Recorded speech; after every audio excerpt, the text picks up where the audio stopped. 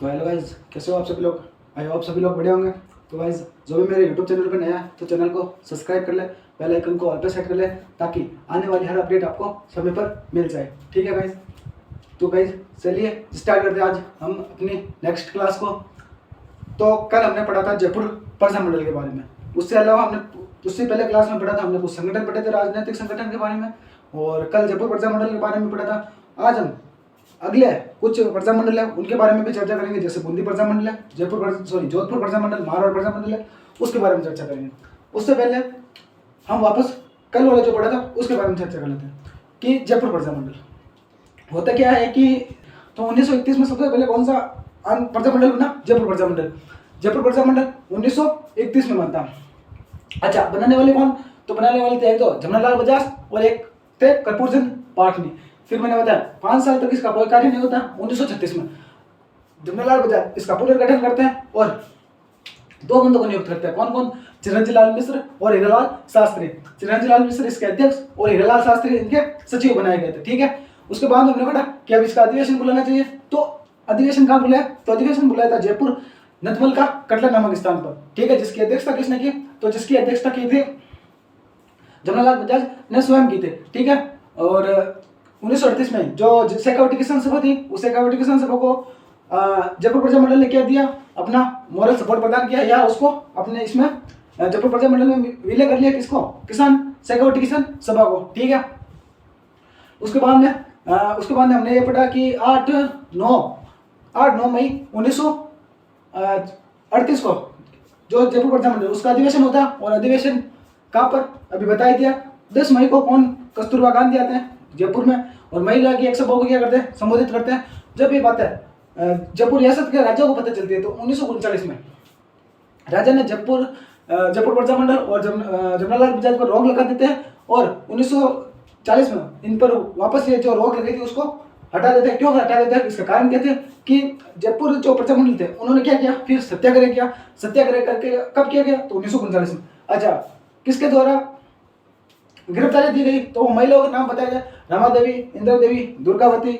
और उनके अलावा कुछ दिवस बताए थे, जैसे 5 अप्रैल बताया था 1931 मोती दिवस, मोतीलाल तेजावत के रिहा होने पर। और 1 मार्च 1939 को बताया था मैंने कि 1 मार्च 1939 को जयपुर सत्याग्रह किसान दिवस मनाया गया। और 12 मार्च 1939 को जयपुर दिवस मनाया गया। उसके बाद में 1940 में क्या होता है कि ये जयपुर प्रजा मंडल था। इस जयपुर प्रजा मंडल का दूसरा अधिवेशन हुआ, लेकिन इसका ज्यादा इंपॉर्टेंट नहीं था। फिर हमने पढ़ा कि 8 अगस्त 1942 को जो क्विक इंडिया मूवमेंट है, भारत छोड़ो आंदोलन है, वो भारत छोड़ो आंदोलन के क्या हो गए? संदेश आना जरूरी हो गया कि मतलब गांधी जी ने ग्वालियर टैंक मैदान से 8 अगस्त 1942 को यह कह दिया कि अब हम भारत छोड़ो आंदोलन करेंगे। भारत छोड़ के और जो अंग्रेज है उनको भारत छोड़कर जाना ही पड़ेगा। तो जयपुर प्रजा मंडल की ओर से हीरालाल शास्त्री उस मीटिंग में गए होते हैं और हीरालाल शास्त्री ने कहा, वापस आए और कहा कि हम जो जयपुर प्रजा मंडल है वो भारत छोड़ो आंदोलन में भाग नहीं लेगा। तो कुछ नेता थे, उन्होंने क्या किया कि हीरालाल शास्त्री से कहा कि भाई हम तो भारत छोड़ो आंदोलन में भाग लेंगे और हम जयपुर प्रजा मंडल से अलग होते हैं। और अलग हो गए। कौन सा एक अलग संगठन बना लिया? तो आजाद मोर्चा। कब बनाया? 1942 में। किसके द्वारा? तो बाबा हरिश्चंद्र, उसके अलावा इसमें थे एक बंदे थे रामकरण जोशी, उसके अलावा अपन क्या है गुलाबचंद कासलीवाल, चिरंजीलाल मिश्र। तो ये बंदे थे। ठीक है। गुलाबचंद कासलीवाल जो मैंने बताया था कि राजस्थान के पहले महाधिवक्ता भी थे। ठीक है। और इनके घर पे जो आजाद मोर्चा था उसका क्या रखा गया? कार्यालय लगा गया। आजाद मोर्चा जो भारत छोड़ो आंदोलन में भाग लेता, जयपुर प्रजा मंडल भारत छोड़ो आंदोलन में भाग नहीं लेता। क्यों नहीं लेता? क्योंकि जयपुर रियासत के साथ अच्छे रिलेशन थे और एग्रीमेंट हो रखा था। कब हुआ? तो 17 सितंबर 1942 को क्या होता है कि जो जयपुर के पीएम थे मिर्जा इस्माइल, उन जयपुर के पीएम मिर्जा इस्माइल और हीरालाल शास्त्री जो प्रजा मंडल के अध्यक्ष हुआ करते थे उस वक्त, वो उनके बीच में एग्रीमेंट होता है, जेंटलमैन एग्रीमेंट, जिसमें क्या क्या कहा गया कि इसमें एक ये कहा गया कि उत्तरदायी शासन की स्थापना होगी और जयपुर रियासत है अंग्रेजों का साथ नहीं देगी और जयपुर रियासत है वो ब्रिटिश भारत से आए हुए विद्रोहियों को गिरफ्तार नहीं करेगी और प्रजा मंडल है वो उसको शरण दे सकता। ये बातें की। और उसके बाद में यह कहा गया कि जो जयपुर प्रजा मंडल है वो शांतिपूर्वक आंदोलन करेगा और जयपुर प्रजा मंडल है वो भारत छोड़ो आंदोलन में भाग नहीं लेगा। ये बातें की थी। फिर हमने कहा कि 1942 में ये बातें हो गई कि उत्तरदायी शासन की स्थापना होनी चाहिए। तो उत्तरदायी शासन की स्थापना करने के लिए क्या किया गया कि एक समिति का गठन किया गया उस समिति ने अपनी सिफारिश दी, लेकिन 2 साल तक उस पर कोई कार्यवाही नहीं हुई। फाइनली 1945 में धारासभा का गठन किया गया। धारासभा का गठन करके क्या किया गया, विधानसभा और प्रतिनिधि सभा का गठन किया गया। और 1946 में देवी शंकर तिवारी को जयपुर रियासत का पहला क्या बनाया गया, गैर सरकारी मंत्री बनाया गया, जो जयपुर रियासत में नहीं पूरे राजस्थान में क्या था, और पहले नंबर पे था कौन, देवी शंकर तिवारी। कब, 1946 में। ठीक है, तो ये बातें हमने पढ़ी। और उसके अलावा हमने ये बताया कि जो देवी शंकर तिवारी, तो देवी शंकर तिवारी जो क्या थे 1946 में बनाए गए थे जोधपुर के, सॉरी जयपुर के रियासत के पहले गैर सरकारी मंत्री बनाए गए थे। उसके अलावा उनको और क्या बनाया गया, उनके अलावा उनको जो आरपीएससी है, राजस्थान लोक सेवा संघ, उसका भी अध्यक्ष बनाया गया था। 1943 में क्या किया कि 1943 में उन्होंने जमनालाल बजाज की याद में कौन सा एक समाचार पत्र निकाला, लोकवाणी, जो साप्ताहिक समाचार पत्र था। और उसके अलावा 1950 में ये व्यवस्था चलती रहती है, लेकिन 1950 में एक व्यवस्था और आती है जिसमें एक जयपुर रियासत में एक दीवान, एक मुख्य सचिव और 5 अन्य सचिव बनाए गए थे। दीवान बनाया गया था, एक बंदे थे वीटी कृष्णाचारी, उनको बनाया गया था। मुख्य सचिव हीरालाल शास्त्री को बनाया गया था।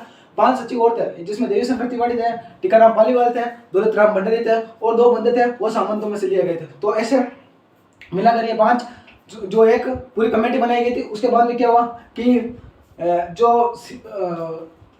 वेंकटाचार्य थे, सॉरी ये जो कृष्णाचार्य थे, इसे ये वीटी कृष्णाचारी और हीरालाल शास्त्री और सरदार सिंह खेतड़ी, ये जयपुर रियासत की ओर से संविधान सभा में भाग लेते हैं। और हीरालाल शास्त्री के बारे में बताया कि इनकी पत्नी थी रतन शास्त्री, जिनको 1955 में कौन सा पुरस्कार मिला, तो पद्मश्री मिला, और 1956 में पद्म भूषण मिला, और सॉरी 1975 में पद्म भूषण मिला। 1956 में जो जानकी देवी बजाज थी, जमनालाल बजाज की पत्नी, उनको पद्म विभूषण मिला। तो इस तरह हमने क्या बताया कि पूरा जयपुर प्रजा मंडल पढ़ा था। और 3 बंदों के बारे में मैंने और बताया, अर्जुन लाल सेठ, हीरालाल शास्त्री और जमनालाल बजाज के बारे में बताया। इनके बारे में भी वापस चर्चा कर लेते हैं कि जो अर्जुन लाल सेठ थे, ये जयपुर में सर्वप्रथम अगर जन जागृति लाने का और राजनीतिक चेतना लाने का अगर कोई कार्य करता तो अर्जुन लाल सेठ करता। 1908 में एक पाठशाला का निर्माण करता, जैन वर्तमान पाठशाला जयपुर में इसकी स्थापना की, जो क्रांतिकारियों के शिक्षा का प्रमुख केंद्र था। उसके अलावा हमने हीरालाल शास्त्री के बारे में बात की कि 1927 में उन्होंने पहले उन्होंने क्या किया कि एक अपन के जयपुर हितकारिणी सभा की स्थापना की। जयपुर हितकारिणी सभा की स्थापना के बाद में क्या किया, 1927 में उन्होंने जीवन कुटीर की स्थापना की।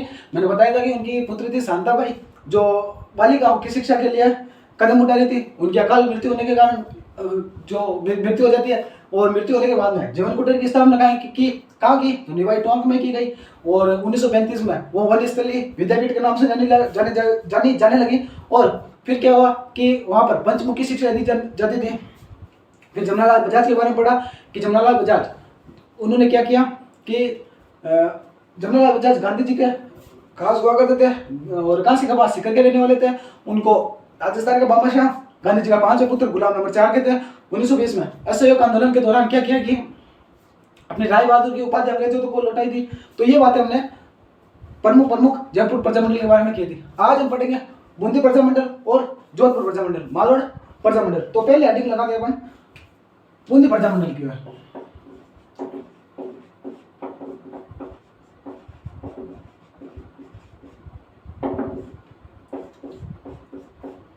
ये जो बूंदी प्रजामंडल था ये भी 1931 में बनता है। ठीक है, बनाने वाले थे तो वो थे कांतिलाल जैन, ये इसके संस्थापक थे। 2 अन्य सदस्य और थे, ऋषिदत्त मेहता और नित्यानंद मेहता।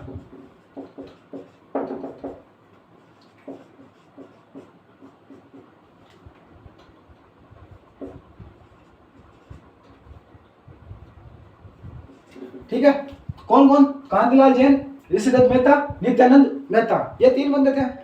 जिसमें से सबसे इंपॉर्टेंट आपको ये याद रखना, ठीक है, ऋषिदत्त मेहता। अब ये 3 प्रमुख नेता थे। अब सभी जानते हैं कि नेताओं में आपस में कभी नहीं बनती, और यहाँ पर भी ऐसा ही कुछ हुआ। और ऋषिदत्त मेहता ने कहा कि भाई मैं अब अपना एक अलग संगठन बनाऊंगा। अलग संगठन कौन सा बनाएगा, नाम क्या रखेगा, तो अभी बताया जाता कि 1927 में अखिल भारतीय देशी राज्य लोक परिषद, 1928 में राजपूताना देशी राज्य लोक परिषद। तो इसने कहा कि बूंदी में बन रहा है तो बूंदी देशी राज्य लोक परिषद। 1944 में जो ऋषिदत्त मेहता थे, इन्होंने बूंदी देशी राज्य लोक परिषद की स्थापना कर दी।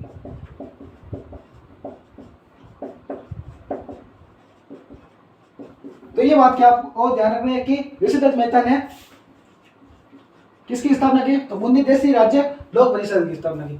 लेकिन ऋषिदत्त मेहता और भी किसके लिए इंपॉर्टेंट माने जाते हैं? तो इनकी एक सबसे बड़ी बात है कि 1923 में ब्यावर से एक समाचार पत्र निकाला करते थे।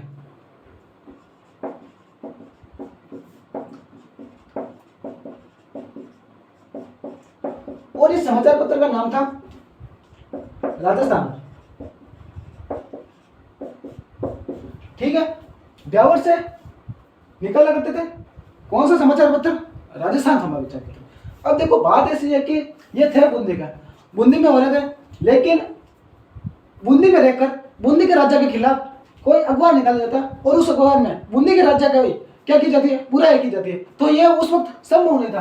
तो बूंदी में ये अखबार ना निकाल कर कहां पर निकाला गया? ब्यावर। अब ब्यावर में क्यों? क्योंकि ब्यावर कहां पर पड़ता था? अजमेर में। और अजमेर में किसका शासक था? अंग्रेजों का शासक। अब अंग्रेज भले लोग थे, वो चाहे आंदोलन करो, चाहे समाचार पत्र निकालो, चाहे कुछ भी करो, ये उनको रोक टोक नहीं करते थे। तो ब्यावर से क्या निकाला गया? समाचार पत्र। कौन सा? राजस्थान। ये राजस्थान समाचार पत्र निकलता तो ब्यावर से था, लेकिन हाड़ोती की खबरें छपता था।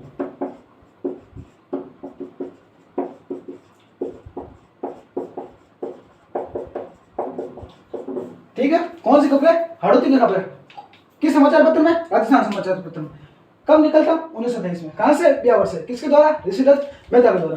तो जब जो बूंदी पर्चा मंडल है, इस बूंदी पर्चा मंडल की बातें इतनी सी किया जाता है, इस पर्चा मंडल ने कुछ खास नहीं किया। अब हम एक बड़ा पर्चा मंडल पढ़ने वाले हैं जिसका नाम है मारवाड़ पर्चा मंडल।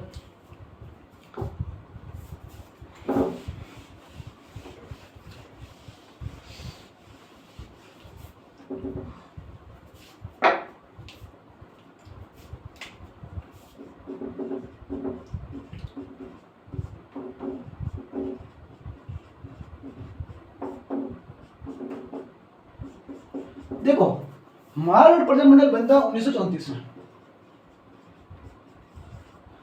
ठीक है, लेकिन जैसे हमने जयपुर पर्चा मंडल में बात की कि जयपुर पर्चा मंडल बनने से पहले कई लोगों ने क्या किया? राजनीतिक चेतना और जन जागृति लाने का प्रयास किया था। उसी प्रकार मारवाड़ पर्चा मंडल बनने से पहले भी कुछ लोग थे जिन्होंने क्या किया? राजनीतिक चेतना और अपने जन जागृति का प्रयास किया था। उनके बारे में पढ़ते हैं कि सर्वप्रथम किया था कि 1918 में मारवाड़ हितकारिणी सभा की स्थापना होती है।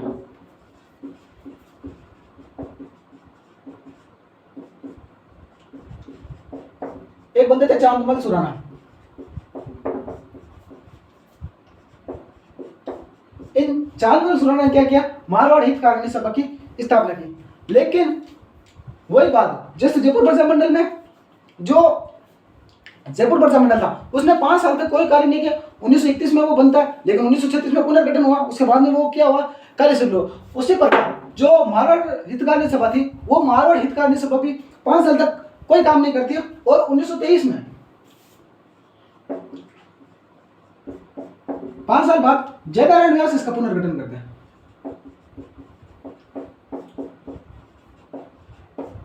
व्यास क्या किया इन्होंने? पुनर्गठन। अब हमारे जो मारवाड़ पर्चा मंडल है, इस मारवाड़ पर्चा मंडल के जो प्रमुख नेता होने वाले हैं वो जयनारायण व्यास होने वाला है। ज्यादा चीजें हम जयनारायण व्यास के बारे में पढ़ेंगे। जो भी आंदोलन किए थे, जो भी कुछ किया था, वो जयनारायण व्यास ने किया था।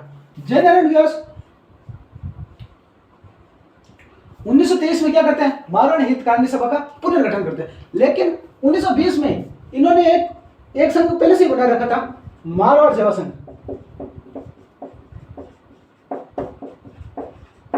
ठीक है, किसने? जयनारायण व्यास ने। कब? 1930 में कौन सा संघ? मारवाड़ सेवा संघ। और इस मारवाड़ सेवा संघ ने एक आंदोलन चलाया, वो आंदोलन आप प्रमुख याद रखना, तोला आंदोलन।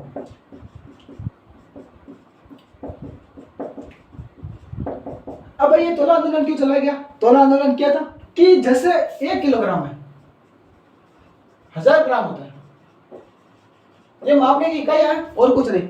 वैसे ही उस वक्त क्या था कि जो 1 तोला था, उस 1 तोले में 100 शेर थे,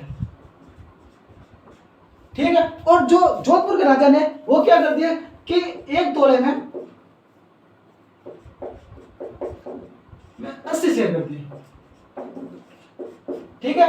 1 तोले में कितने शेर थे? 100 शेर हुआ करते थे। रियासत ने कितने कर दिए? तो 1 तोले में 80 शेर कर दिए, ठीक है। तो जोधपुर के जो जनता थी उन्होंने विरोध किया कि पहले जो सामान हम 100 रुपए में लाते थे और वो ज्यादा आती थी, ठीक है, अब वो हम पैसे भी उतने दे रहे हैं और सामान भी कम मिल रहा है, तो आंदोलन किया गया, तोला आंदोलन। क्यों किया गया? इसका कारण क्या था कि 1 तोले में 100 शेर के स्थान पर 80 शेर कर दिए गए,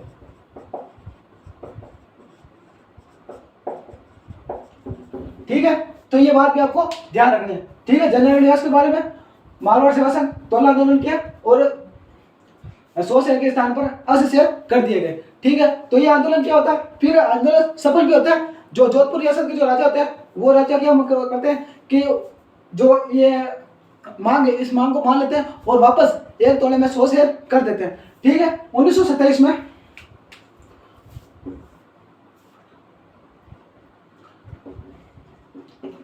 जो व्यास जी वो ब्यावर जाते हैं, ठीक है। अब हमने संगठन में पढ़ा था, एक संगठन बता रहा राजस्थान सेवा संघ, ठीक है। उस राजस्थान सेवा संघ में पढ़ा था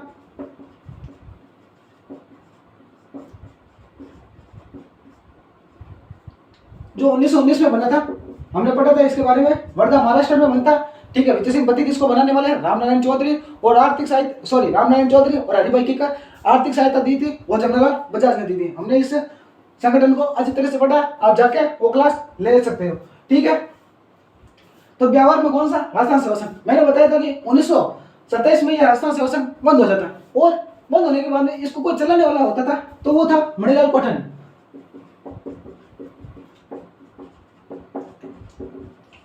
और इस राजस्थान सेवा संघ का एक अखबार निकलता था तरुण राजस्थान। तो जनरल व्यास के ब्यावर जाने के बाद में इस जो तरुण राजस्थान है इसका संपादक जनरल व्यास ने स्टार्ट कर दिया। किसको बना दिया? जनरल व्यास को।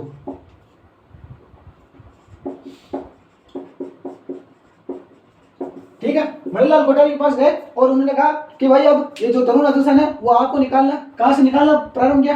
ब्यावर से। किसने? जनरल व्यास ने। यह सवाल पूछा हुआ है कि तरुण राजस्थान का संपादक कहां से होता था? जनरल व्यास द्वारा ब्यावर से किया जाता था।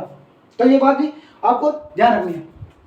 अब क्या होता है कि 1929 में जनरल व्यास वापस आते हैं, ठीक है, वापस आते हैं और वो अब कहते हैं कि भाई अब हम एक बड़े संगठन का बनाना चाहिए। मतलब ये सब छोटे छोटे संगठन थे। मारवाड़ हितरानी सभा ये एक छोटा संगठन था, मारवाड़ सेवा संघ ये भी एक। अब कहा कि अब एक बड़े संगठन बनाना चाहिए। तो 1929 में क्या होता है कि अभी मैं बता रहा था कि 1927 में अखिल भारतीय देशी राज्य लोक परिषद और अपन 1928 में राजपूताना देशी राज्य लोक परिषद, 1929 में इन्होंने कह दिया कि मारवाड़ देशी राज्य लोक परिषद। तो 1929 में कौन सा संगठन? मारवाड़ देशी राज्य लोक परिषद।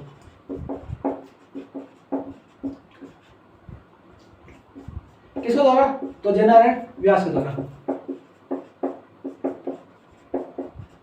ठीक है, तो ये बात है आपको ध्यान रखनी है कि 1929 में मारवाड़ देशी राज्य लोक परिषद की स्थापना कर दी।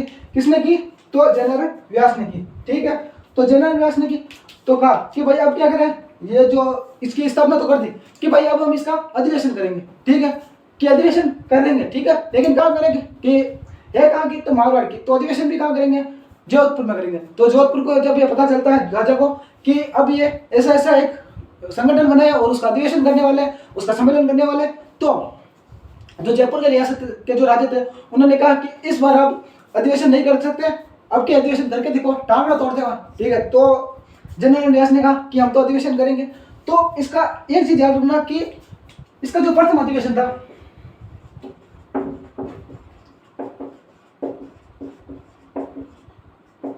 था, वो जोधपुर में प्रस्तावित,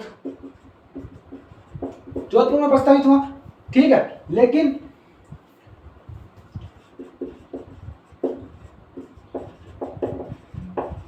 जोधपुर रियासत ने अधिवेशन से पहले ही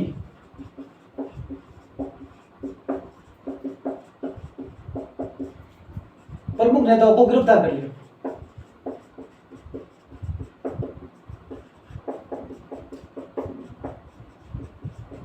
ठीक है कि प्रथम अधिवेशन कहां पर होना था, जयपुर में, सॉरी जोधपुर में प्रस्तावित था। लेकिन जोधपुर रियासत ने क्या किया कि अधिवेशन होने से पहले क्या कर दिया, जो प्रमुख नेता थे इस मारवाड़ जैसे राज्य लोकहित के जो प्रमुख नेता थे उन प्रमुख नेताओं को गिरफ्तार कर दिया। और गिरफ्तार किन किन को किया गया, तो एक तो क्या किया, जनरल व्यास, एक थे भंवरलाल सरफा,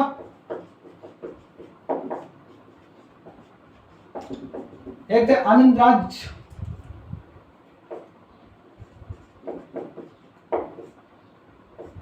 सुराना।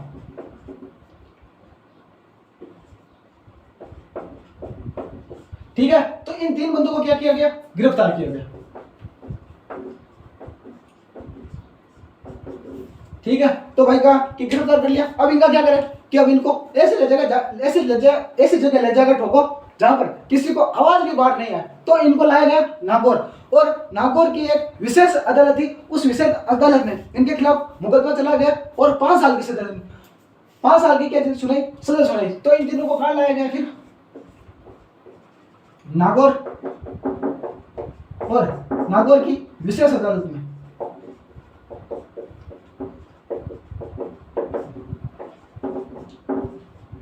मुकदमा,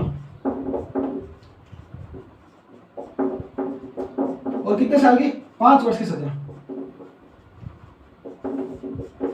ठीक है, तो 1918 में मारवाड़ हितकारिणी सभा की स्थापना चांदमल सुराना द्वारा, 1923 में जब जयनारायण व्यास पुनर्गठन करते हैं, 1920 में मारवाड़ सेवा संघ की स्थापना जयनारायण व्यास ने द्वारा। इस मारवाड़ सेवा संघ कौन सा आंदोलन, तोला आंदोलन चलाया था। कारण क्या था, एक तोले में 100 शेयर के स्थान पर 80 शेयर कर दिए गए। फिर 1927 में ब्यावर जाते हैं, ब्यावर में राजस्थान सेवा संघ के जो जनरल थे मणिलाल कोठारी, उनसे मिलते हैं। मणिलाल कोठारी ने तरुण राजस्थान का संपादक का जो जिम्मा था वो किसको सौंपा, जयनारायण व्यास को सौंपा। 1929 में वापस आते हैं और एक परिषद का स्थापना करते हैं, कौन सी, मारवाड़ देशी राज्य लोक परिषद, किसके द्वारा, जयनारायण व्यास के द्वारा। इसका प्रथम अधिवेशन जोधपुर में प्रस्तावित था। लेकिन जोधपुर रियासत ने अधिवेशन से पहले जो प्रमुख नेता थे उनको गिरफ्तार कर लिया गया। प्रमुख नेता जैसे जयनारायण व्यास, भंवरलाल सरफा और आनंद राम सुराना, इनको क्या कर लिया, गिरफ्तार कर लिया। और कौन सी जेल में, तो नागौर के एक विशेष अदालत थी, उस विशेष अदालत में लाए और मुकदमा चलाए। और कितने साल की सजा, 5 वर्ष की सजा सुनी। ठीक है, 5 वर्ष की सजा सुना दी। ये बात कब की हो रही है, 1929 में हो रही है। ठीक है,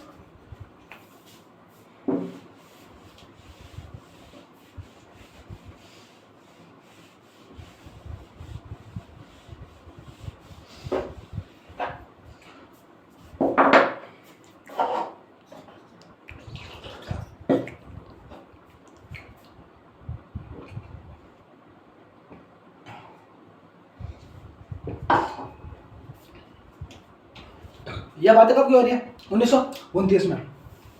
हम सब जानते हैं कि, अब जानते तो नहीं है लेकिन पढ़ेंगे कि 1930 में, आप तो नहीं जानते, मेरे को पता है कि 1930 में आंदोलन होता है एक, कौन सा, सविनय अवज्ञा आंदोलन।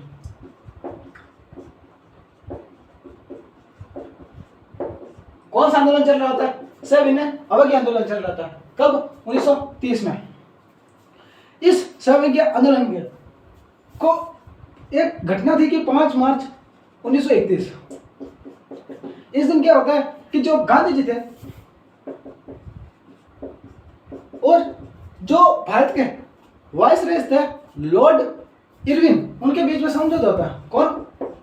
Lord Irwin.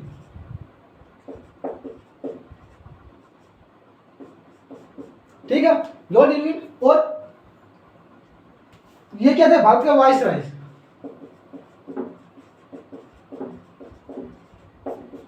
ठीक है, लॉर्ड इरविन, इनके बीच में एक समझौता होता है, गांधी इरविन समझौता।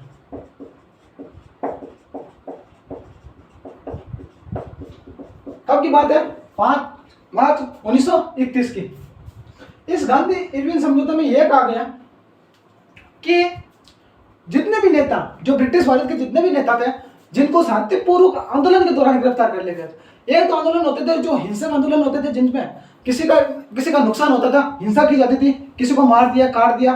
तो एक तो वो आंदोलन थे, एक तो जो से शांतिपूर्वक आंदोलन थे, मतलब जैसे राजा के खिलाफ आंदोलन हो रहा है तो मेल के बाद जाते हैं और मुर्दाबाद के नारे लगाते। और एक होते हैं कि हिंसक आंदोलन होते हैं, मतलब जाओ थी मार काट, फटाफट स्टार्ट। ठीक है, ठोकरे स्टार्ट कर दिया होता सीधी सीधी, तो क्या आता हिंसक आंदोलन। लेकिन जिसका शांतिपूर्वक आंदोलन करता खाली मुर्दाबाद गया होता, ठीक है, तो वह शांतिपूर्वक आंदोलन होता। ठीक है, तो गांधी इरविन समझौता में आ कियो कि जिका शांतिपूर्वक आंदोलन के दौरान जिका नेता ने गिरफ्तार कर लिया, वह नेता ने क्या करना पड़ी? छोड़ना पड़ी। तो भाई हुआ कि पहली शर्त तो क्या है कि शांतिपूर्वक जिका आंदोलन हो।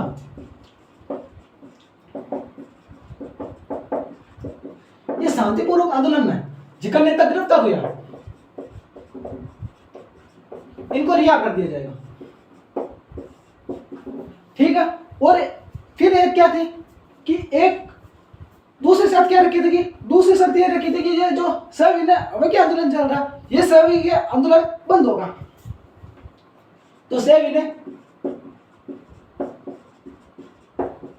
अवैध आंदोलन क्या होगा? बंद होगा।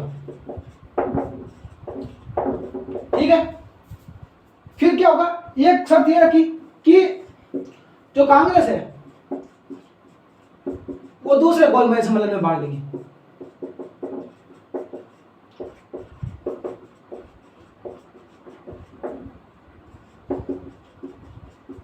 तो ये बातें थी गांधी इरविन समझौते। ठीक है, अब आप सोच रहे होंगे कि हम पढ़ तो रहे महाराणा प्रताप मंडल और ये बीच में कहां से आ गया?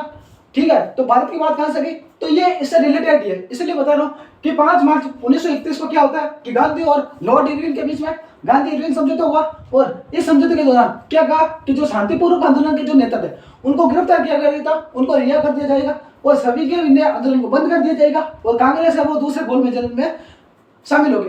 लेकिन जब ब्रिटिश भारत में ऐसा हो रहा था, ब्रिटिश भारत में मैंने पहले बताया था कि जहां पर अंग्रेजों का सीधा शासन था, ठीक है, और एक रियासती भारत था जहां पर राजाओं का शासन था। ठीक है, तो ब्रिटिश भारत सभी नेताओं को क्या कर रहा था? वापस रिहा कर रहा था, जो शांतिपूर्वक आंदोलन के दौरान क्या कर रहे थे? शांतिपूर्वक आंदोलन कर रहे थे। ठीक है, तो उनके दौरान क्या हुआ कि सभी नेताओं को क्या कर दिया? रिहा कर दिया। कहां पर? ब्रिटिश भारत में। तो जो राजा थे वो रियासतों में, जो रियासती भारत के जो राजा थे, उन राजाओं ने क्या किया कि उन्होंने भी क्या किया कि जो नेता थे उनको रिहा करना स्टार्ट कर दिया। तो 1931 में इनको सभी को क्या कर दिया जाता? रिहा कर दिया जाता। ठीक है, तो कब किया गया? 1931 में भाई रिहा हो गई। अब रिहा होने के बाद में जनरल व्यास से जब वापस पूछा गया कि भाई अब क्या करना है, तो इन्होंने कहा कि भाई क्या करना, क्या भाई अधिवेशन। ठीक है, तो 1931 में अधिवेशन की वापस चर्चा हुई, लेकिन बोला कि अब अधिवेशन कहाँ करना है, करे कैसे करेंगे, तो कहाँ की करेंगे। ठीक है, तो जब ये बात वापस जोधपुर के राजा को पता चली कि ये वापस अधिवेशन की बातें करें, तो इन्होंने कहा कि भाई इस बार अधिवेशन करेंगे तो आपको वापस रिहा नहीं किया जाएगा। तो जनरल व्यास ने कहा कि भाई इस बार अधिवेशन हम जोधपुर में करेंगे नहीं, इस बार हम अधिवेशन करेंगे पुष्कर में। अजमेर में जगह पड़ती है पुष्कर, वहां पर अधिवेशन करेंगे। ठीक है, तो किसी ने पूछा कि भाई पुष्कर में अधिवेशन क्यों? क्योंकि पुष्कर में यदि अधिवेशन अजमेर में होता तो वहां पर भीड़ कम होती, भीड़ को लाना थोड़ा असंभव होता। तो कहा गया कि पुष्कर में अधिवेशन किया जाएगा। और पुष्कर जहां पर सैकड़ों मंदिर है और अपना एक प्रमुख तीर्थ स्थल भी है, तो वहां पर जनता को लाना आसान होगा। तो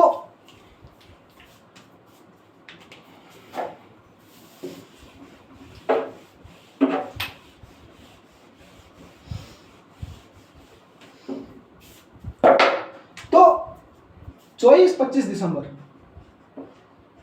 1931 को इस जो मारवाड़ देशी राज्य लोक परिषद था इसका अधिवेशन होता है पुष्कर में। किसका? तो मारवाड़ देशी राज्य लोक परिषद का अधिवेशन कहां पर होता है? पुष्कर में। ठीक है। और अध्यक्षता कौन करते हैं?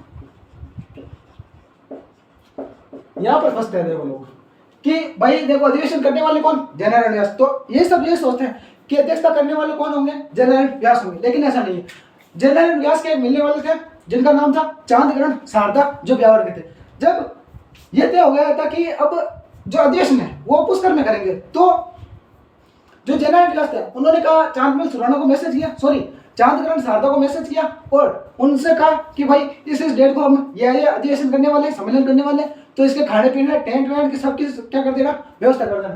तो चांदग्रहण शारदा ने कहा कि आप चिंता ही मत करो, लेकिन ये सब व्यवस्था चांदग्रहण शारदा कर रहे थे। तो उन्होंने कहा कि भाई अब ये सब हम कर रहे हैं तो इसकी अध्यक्षता भी हम करेंगे। तो इसकी अध्यक्षता की थी फिर चांदग्रहण शारदा ने।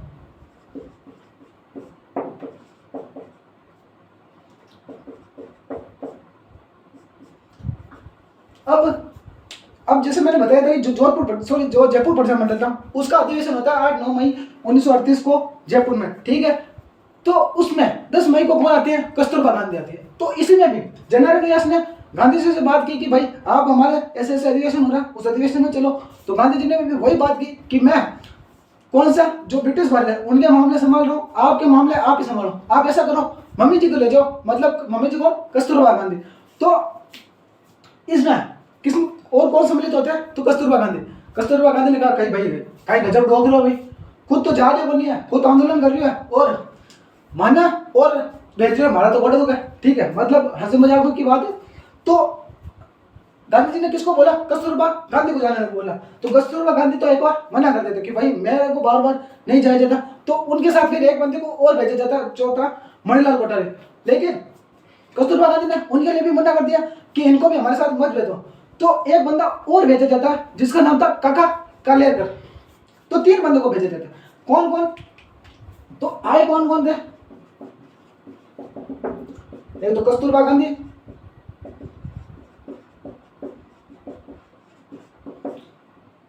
एक मणिलाल कोठारी, एक काका कालेरकर।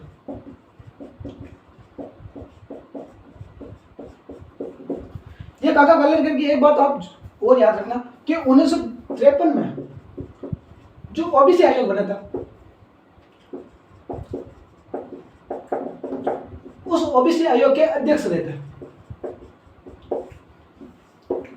ओबीसी आयोग, इसकी मैं कुछ ज्यादा नहीं 2-3 बातें बताना चाहूंगा कि जब भारत आजाद हो गया था 1947 में, भारत आजाद हो गया था और 1950 में हमारा संविधान लागू हो गया था। ठीक है। तो संविधान लागू होने के बाद में अब जो निचले बैकवर्ड से थे, जिनको मतलब सीधा सीधा पता था कि हाँ ये निचले जाते हैं, नीच है, मतलब सॉरी वो कहने का मतलब ये है कि अदर बैकवर्ड क्लास है, मतलब पिछड़े हुए हैं, तो उनको एससी और एसटी इनमें सम्मिलित कर दिया गया और बाकी सबको और जितनी भी कास्ट थी जातियां थी उनको सामान्य में डाल दिया गया। लेकिन जब 1953 में यह देखा गया कि भाई जो सभी को जो सामान्य में डाला है वो सभी सामान्य नहीं, किसी के पास अधिक पैसा है, किसी के पास कम पैसा है, और उन दोनों को क्या कर दिया गया? बराबर में सामान्य में लाकर डाल दिए गए। तो ये बातें उठाई गई कि सभी सामान्य नहीं है, तो हमें वापस एक बार जांच करनी चाहिए और उन जांच के दौरान हमें ये देखना चाहिए कि कौन नॉर्मल में है, कौन अदर पिछड़ा वर्ग में है। तो उसके लिए 1953 में एक आयोग बनाया गया, उसका नाम दिया गया ओबीसी आयोग। ओबीसी आयोग मतलब अदर बैकवर्ड क्लास, अन्य पिछड़ा वर्ग, मतलब एससी और एसटी के अलावा कौन और पिछड़ा हुआ है उनको भी क्या कर लिया जाए? शामिल किया जाए और उनको फिर क्या दे दिया जाएगा? एक अलग नाम दिया जाएगा, ओबीसी अदर बैकवर्ड क्लास। ठीक है। तो 1953 में अध्यक्ष कौन करते हैं? काका कालेरकर, और एक लिस्ट तैयार करते हैं कि ये जातियां हुआ जो क्या है, पिछड़ी हुई है, अदर बैकवर्ड क्लास की ओर, मतलब अदर बैकवर्ड क्लास में शामिल है, अदर पिछड़े वर्ग में शामिल है। तो किसने? काका खालिद ने। लेकिन पंडित जवाहरलाल नेहरू ने उस रिपोर्ट पर कोई ध्यान नहीं दिया और उसको अलमारी में पटक दिया। 1977 तक ये चलती है क्योंकि कांग्रेस का शासन चलता है। 1977 में कांग्रेस की सरकार गिरती है और 1977 में वापस एक मंडल बनाया जाता है, वीपी मंडल, और वीपी मंडल को वापस ये काम दिया जाता है और वापस एक सरकार आती है, सॉरी अपन के जनता पार्टी की, ठीक है, जनता पार्टी की सरकार आती है। और जनता पार्टी की सरकार ने वापस क्या किया कि जो इस जनता पार्टी की जो सरकार आती है इसमें कई सारे ओबीसी जो नेता थे वो जीत कराए थे। तो इन्होंने वापस मांग उठाई तो एक मंडल बना दिया गया, वीपी मंडल। तो इस वीपी मंडल ने वापस क्या की कि इसकी ओबीसी की वापस एक रिपोर्ट तैयार की और ये रिपोर्ट किसको सौंपी? जो जनता पार्टी के जो अध्यक्ष थे, सॉरी जो प्रधानमंत्री थे उनको सौंपी। तो ऐसे करके कुछ लगभग चलता रहा और 1995 में जाकर इसको क्या मिली? मान्यता मिलती है, ठीक है। और पूरी तरह से मान्यता मिलती है वो ये मिलती है 2014 के बाद में, ठीक है। तो ये बात आपको थोड़ी ओबीसी के बारे में ध्यान रख लेना, ठीक है। आरक्षण वगैरह ये सब 2024 के बाद में आते हैं, ठीक है। मतलब ऐसे तो मिल रहे थे आरक्षण, लेकिन जो रेगुलरली कर रहे थे, मतलब 2014 से पहले आरक्षण ऐसे था कि कभी दे दिया कभी हटा दिया, कभी दे दिया कभी हटा दिया। लेकिन 2014 के बाद में इस चीज को रेगुलर कर दिया गया, परमानेंटली कर दिया गया, जैसे एससी और एसटी को दिया हुआ। तो ये बातें आप जान रहे हैं ओबीसी के बारे में। कब होता है सम्मेलन? 1931 में पुष्कर में होता है। और एक घटना और कि 10 मई को 1931 को जनरल व्यास ने क्या किया कि जो मारवाड़ के युवा है उन्हें युवाओं को संगठित करके एक अलग संगठन बना दिया, मारवाड़ यूथ लीग।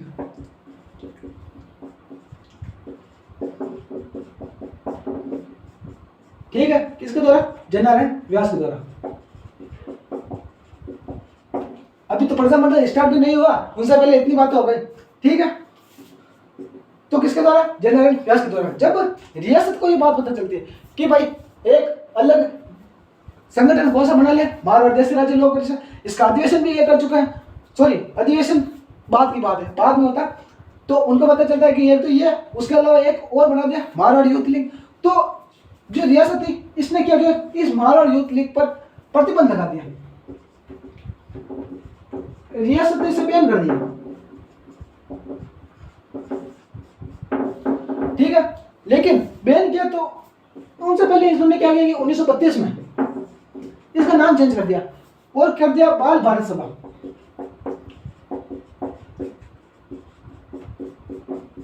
किसके द्वारा किया गया? तो ये बंधक है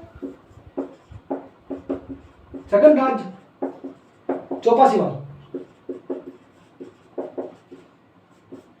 ठीक है। किसके द्वारा किया गया? तो इसका नेम चेंज किसके द्वारा किया गया? तो वो क्या कहता? छगनलाल चौपासीवाल द्वारा। अब एक और जोरदार घटना बताऊंगा कि 1929 में कांग्रेस का लाहौर में अधिवेशन होता है और उसकी अध्यक्षता करते हैं पंडित जवाहरलाल नेहरू। और उस अधिवेशन में यह कहा गया कि नेक्स्ट ईयर 1930 में 26 जनवरी के दिन हम मनाएंगे आजादी दिवस। मतलब कि भारत का आजादी दिवस वो मनाना प्रारंभ किया था 26 जनवरी 1930 से कि अब इस देश हम आजादी दिवस मनाएं। तो उसी की प्रक्रिया आगे रेगुलर करते हुए क्या किया कि जो छगनलाल चौपासीवाल थे उन्होंने 26 जनवरी 1932 को जो जयपुर रियासत थी, जोधपुर रियासत थी, इस जोधपुर रियासत में भारत का झंडा फहराया।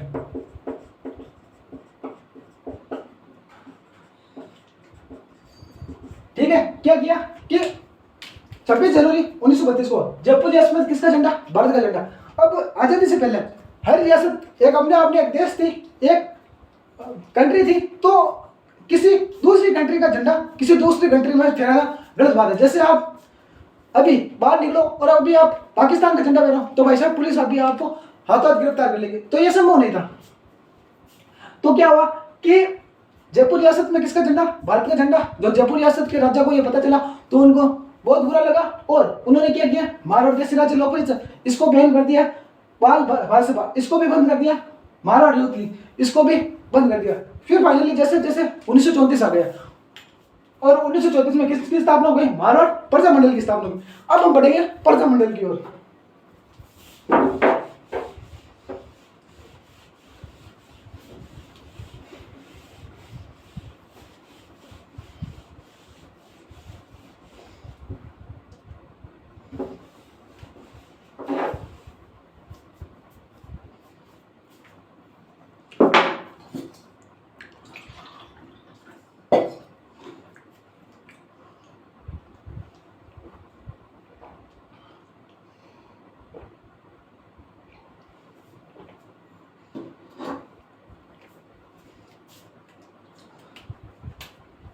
जयपुर प्रजा मंडल की स्थापना 1934 में।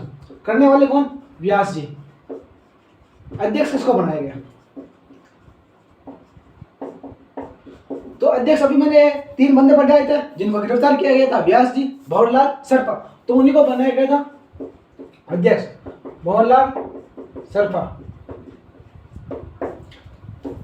अब भाई मंत्री किसको बनाया जाए? तो मंत्री बनाया गया था अभयमल जैन।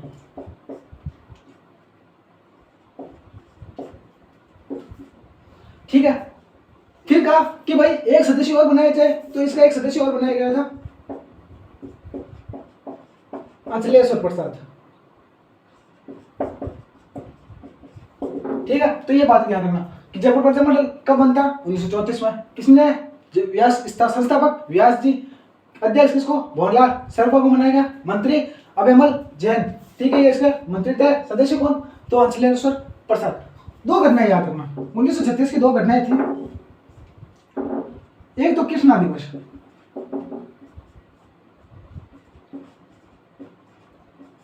ठीक है, और एक शिक्षक दिवस।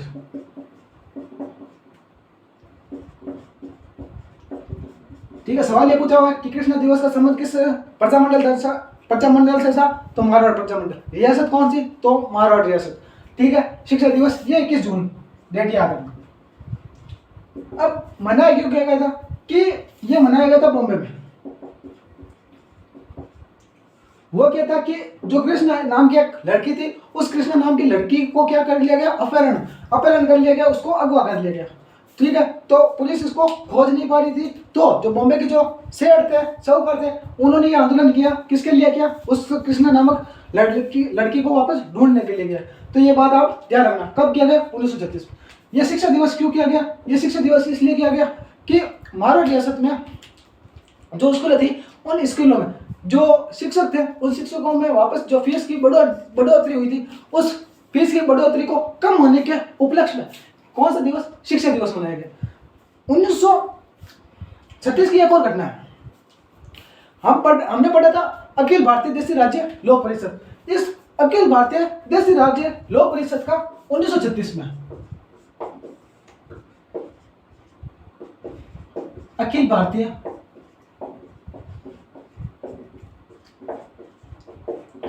देशी राज्य लोक परिषद, इसका क्रांति अधिवेशन हुआ।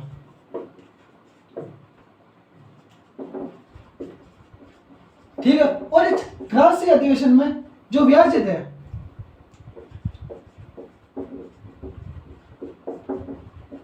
इस जनरल व्यास को महामंत्री बना दिया। वो क्या था कि अखिल भारतीय देशी राज्य लोक परिषद, ये भारत की सभी रियासतों का एक संगठन था। और 1936 में इसका कौन सा अधिवेशन हुआ? तो कराची अधिवेशन, कराची में होता है। और इस अधिवेशन के दौरान जनरल व्यास को बुलाया गया और जनरल व्यास को क्या बना दिया गया? महामंत्री बना दिया। जब इस बात की पता जोधपुर रियासत को चलती है, जोधपुर रियासत के उस वक्त राजा हुआ करते थे उमेद सिंह। ठीक है, उमेद सिंह को यह बात पता चली कि भाई जो व्यास जी है वो हमारे बारे में कराची में ऐसा सम्मेलन कर रहे हैं, हमारी बुराइयां कर रहे हैं। तो उन्होंने जनरल व्यास को मैसेज किया कि भाई व्यास जी, अब आपको कहां पर रहना? कराची में रहना, जयपुर की तरफ आने मत, वरना टांगड़े तोड़ देंगे आपके। तो व्यास जी पर क्या लगा दिया? प्रतिबंध लगा दिया गया। ठीक है, कब की बात है? 1936 में। ठीक है, तो 1936 में क्या हुआ कि जनरल व्यास पर प्रतिबंध लगा दिया। और जो जनरल व्यास जी थे, ये जनरल व्यास जी मुंबई चले गए, बॉम्बे, और यहां से एक अखबार निकाले थे, अखंड भारत।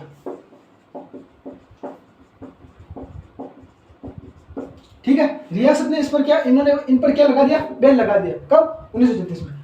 अखंड भारत कहां से निकला? बॉम्बे से। हिंदी समाचार पत्र था और दिल्ली, मतलब दिल्ली निकलता था, ठीक है। प्रतिदिन का एक समाचार पत्र था। अखंड भारत कहां से निकाला? बॉम्बे से निकाला, ठीक है। कब निकाला? 1936 में। किसके द्वारा? जयनारायण व्यास के द्वारा, ठीक है। तो जब एक बीकानेर के राजा हुआ करते थे, बीकानेर के जो राजा थे उनका नाम था गंगा सिंह। जब गंगा सिंह को इस बात का पता चला कि जयनारायण व्यास को क्या कर दिया गया, जयपुर में आने से रोक दिया गया, तो उन्होंने क्या किया कि जयनारायण व्यास को अखंड भारत अखबार में निकालने लगे। मतलब जयनारायण व्यास की इसके बाद में जो आर्थिक स्थिति वो बहुत खराब हो गई। तो गंगा सिंह ने क्या किया कि जयनारायण व्यास को पैसे भिजवाए, लेकिन यह पता नहीं चलने दिया कि ये पैसे किसने भिजवाए। जयनारायण व्यास ने पूछा कि भाई पैसे किसने भिजवाए, तो जो बंदा पैसे लेके गया था उन्होंने बोला कि बताने से, नाम बताने से मना किया। तो जयनारायण व्यास वो पैसे नहीं लेते हैं, ठीक है, और पैसे नहीं लेते और मना कर देते। फिर फाइनली क्या होता है कि जो गंगा सिंह है वो जो जोधपुर रियासत है, उस जोधपुर रियासत के एक पीएम हुआ करते थे, उन पीएम से बात की और जो जयनारायण व्यास थे उन जयनारायण व्यास के ऊपर से क्या हटाया? प्रतिबंध हटवाया, ठीक है। कब की बात है? तो ये 1939 की बात है, ठीक है।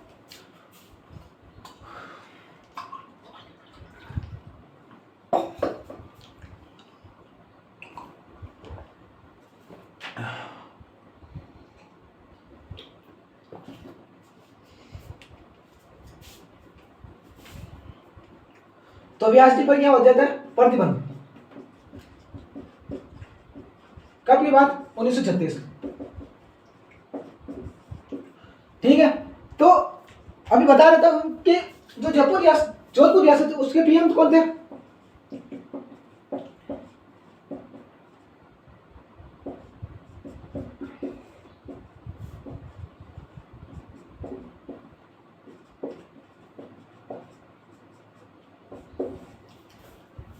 ठीक है, आज के लिए हम इतना ही पढ़ेंगे। गला दुखने लगेगा तो आज वैसे भी तबीयत थोड़ी खराब है, ठीक है, गला भी दुखने लगेगा, तो आज हम इसी को यहीं पर छोड़ेंगे। हम इसके आगे की बात है यहीं से स्टार्ट करेंगे, कल स्टार्ट करेंगे और इस जोधपुर प्रजा मंडल को पूरा करके नेक्स्ट प्रजा मंडल की ओर चर्चा करेंगे। तो आज के लिए हम इतना ही। थैंक यू, धन्यवाद, जय हिंद, जय भारत।